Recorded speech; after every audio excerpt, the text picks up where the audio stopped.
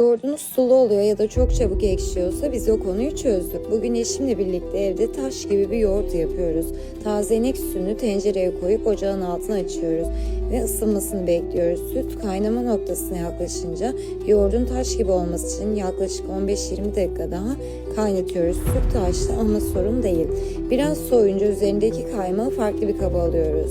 Biz birer bardakta süt içiyoruz yoğurt yaparken. Ardından sütü iki farklı tencereye bölüyoruz. Çünkü iki farklı maya deniyoruz. Biri daha önce yaptığımız yoğurttan aldığımız maya, diğeri ise hazır yoğurt mayası.